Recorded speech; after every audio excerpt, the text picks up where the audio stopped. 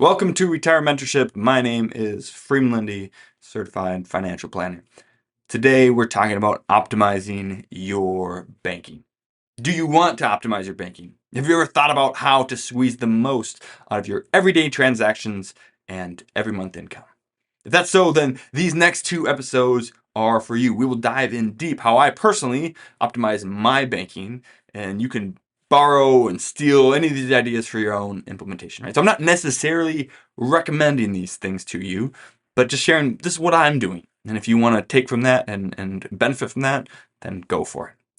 Right? But before we do that, before we optimize our banking, I just want to say, right, these strategies are the tip of the financial planning pyramid, right, of the financial tactics strategy that you could do. There are many things below that, many things that you must get right before you spend any time or effort on this.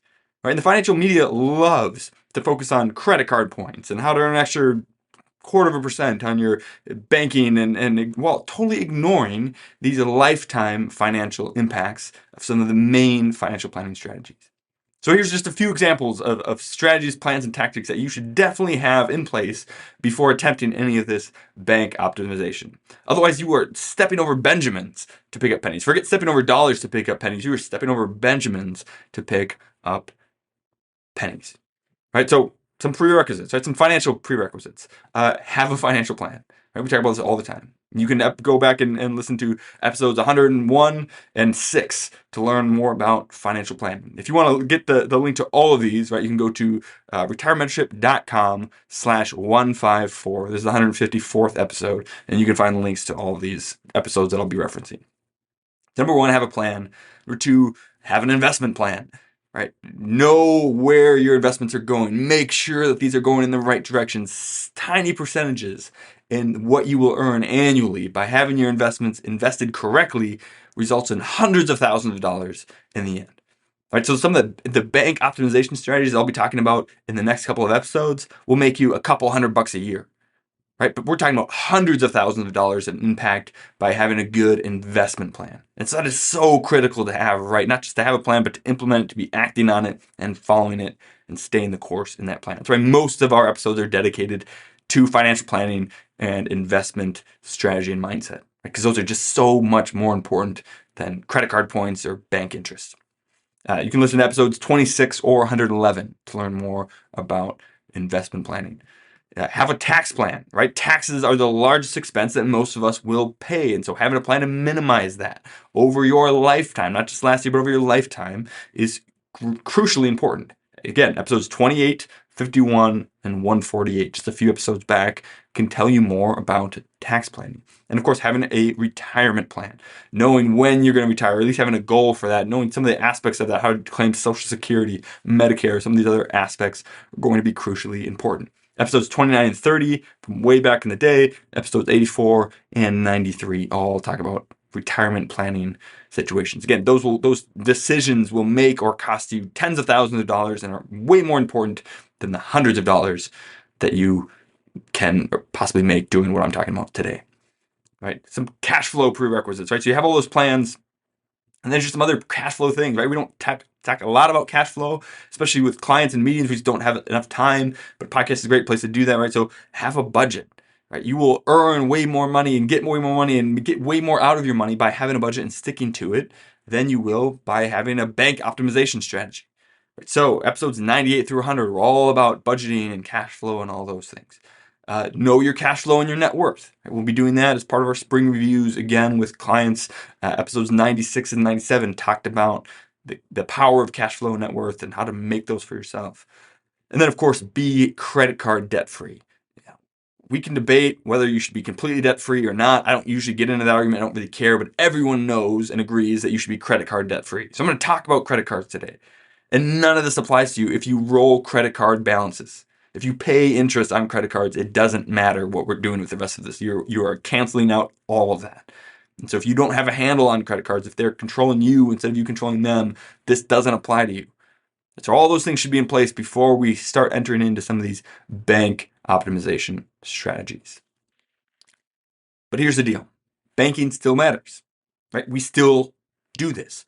So even though all those prerequisites matter far, far more, like so much more, it doesn't mean that banking isn't important or that we shouldn't optimize it, right? Because we can spend, again, just a few hours making some tweaks, and it make us hundreds of dollars over the course of the year. And that's a pretty good hourly rate.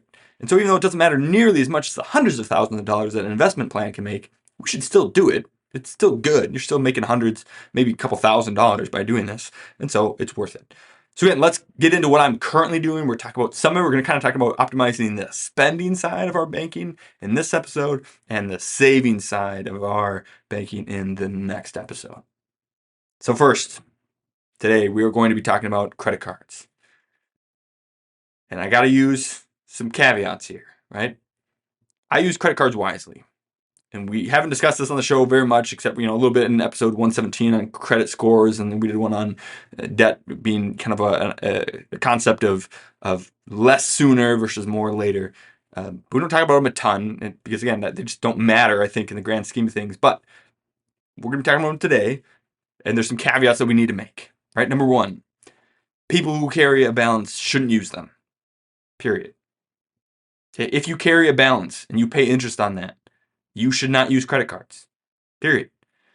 There's no point in doing anything else if you're paying 20 to 30% on your credit card. That's stupid. You're never going to earn that in the market. You're never going to make that anywhere else.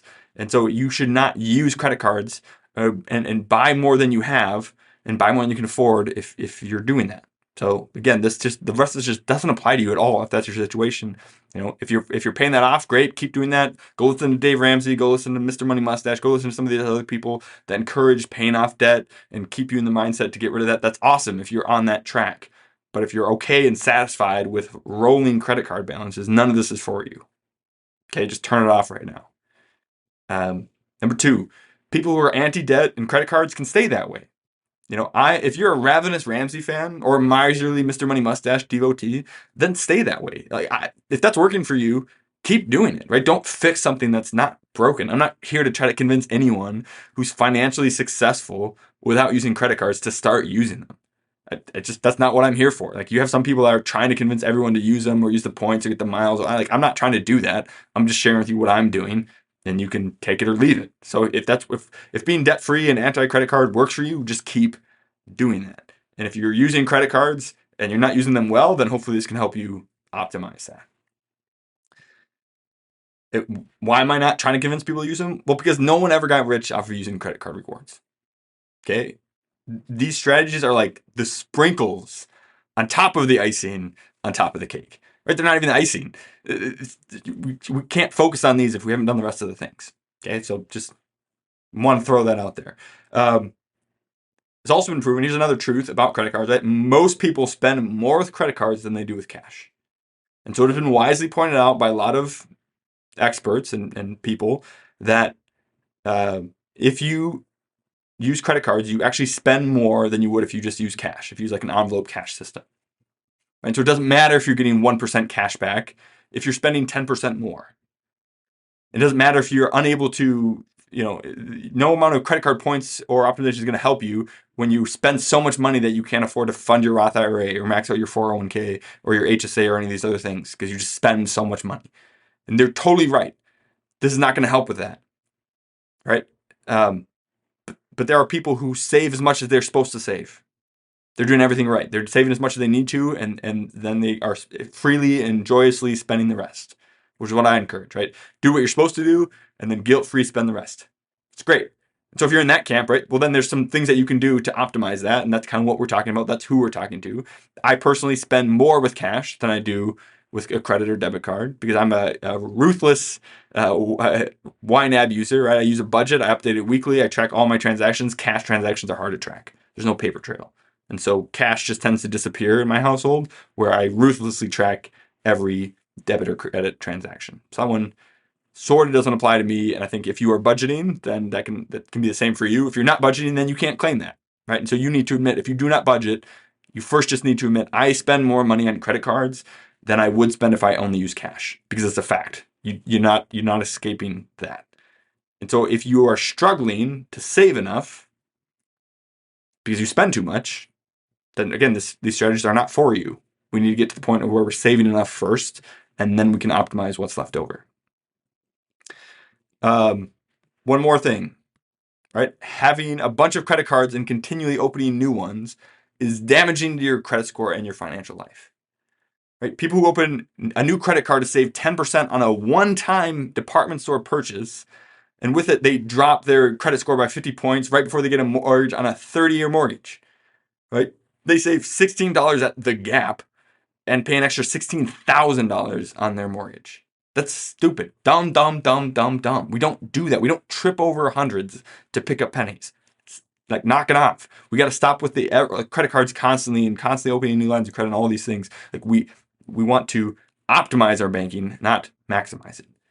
Okay, so there's some caveats, some things that we should just know of before we get into these credit cards. So I currently have 3 credit cards. Again, this is what I'm doing. I'm not necessarily recommending this. I don't recommend any of these cards.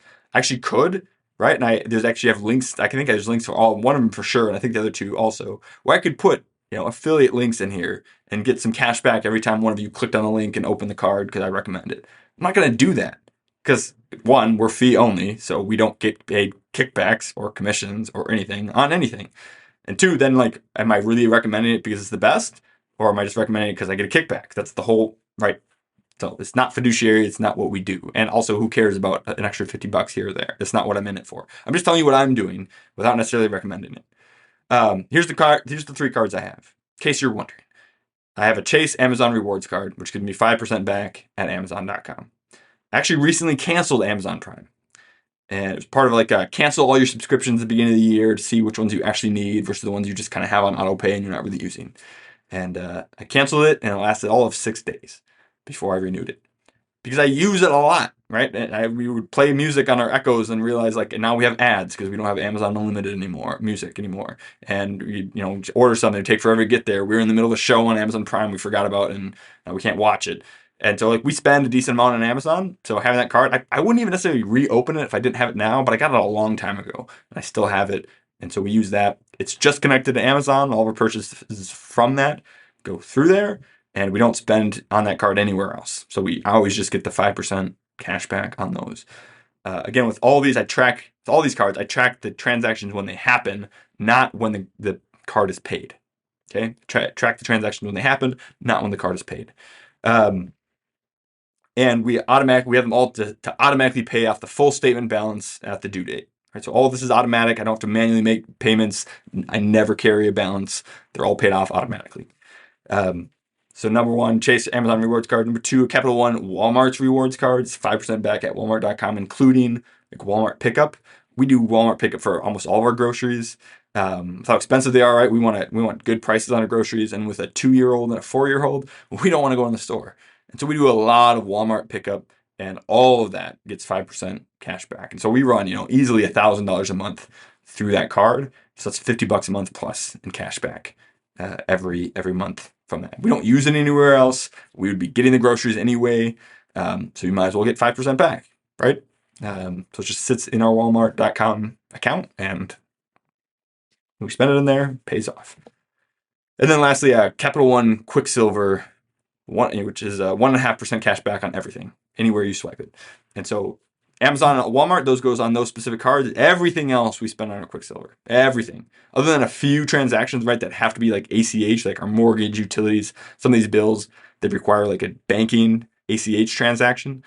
So those automatically get paid with that. But everything else, we swipe on that Quicksilver, and we get 1.5% back on that. And we don't really do debit transactions, right?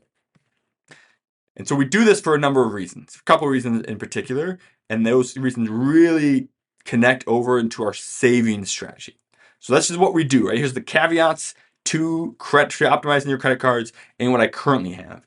And next week, we're going to talk about why I do it this way and how that connects in with optimizing your savings. We're optimizing our spending, we're optimizing our savings, all as a part of optimizing our banking. So I look forward to seeing you next week when we talk about why we're doing this and how that enters into our savings and can generate, again, a few hundred, maybe not even a couple $1,000s for you each year, depending on your overall income, spending numbers.